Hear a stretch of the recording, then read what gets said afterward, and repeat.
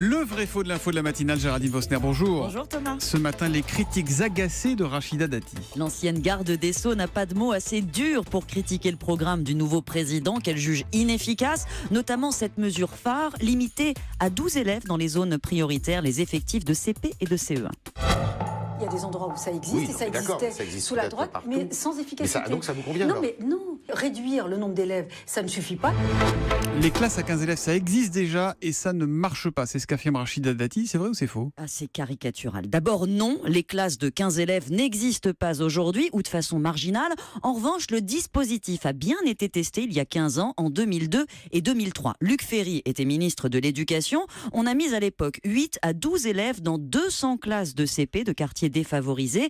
Et les résultats, c'est vrai, n'ont pas été probants. Les enfants, les tests l'ont montré, n'ont pas évolué. Mais attention, l'étude n'était conduite que sur un an, avec des profs pas toujours expérimentés. D'autres travaux menés aux États-Unis sur des temps plus longs ont donné de bien meilleurs résultats.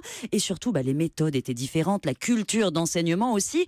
On relève un point commun, Thomas. Dans tous les cas, ce sont moins les élèves vraiment en difficulté qui en ont tiré profit de ces classes resserrées que ceux au sein de ces groupes qui étaient dans la moyenne et qui souffrent en gros d'un environnement perturbé. Ça veut donc dire, Géraldine, que pour réduire l'échec scolaire, on n'a toujours pas trouvé le Graal, en quelque sorte. Non, on ne l'a pas trouvé. Depuis 2012, le gouvernement teste une autre méthode, celle de mettre 2 profs dans les classes de réseau d'éducation prioritaire, les REP, voilà.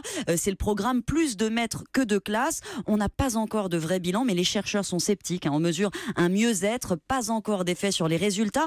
Pour eux, on a trop négligé l'aspect pédagogique. Il n'y a pas que le nombre qui compte, mais aussi les techniques d'apprentissage. Maintenant, Emmanuel Macron en est conscient. Lui, il veut réaffecter les personnels de ce dispositif sur le sien, recruter d'autres profs, tous expérimentés. Il faudra 3 ans d'expérience pour être dans ces nouvelles classes à effectifs réduits. Il veut aussi donner plus d'autonomie aux écoles, aux chefs d'établissement pour pouvoir s'adapter. Il veut surtout que ça commence dès la rentrée de septembre. Dès la rentrée prochaine, avec un peu compliqué 12 000 à mettre en place. Peut-être il faudra adapter les classes, mais c'est faisable. À suivre, le vrai faux de l'info de Géraldine Vosner qui revient demain. À demain, Géraldine.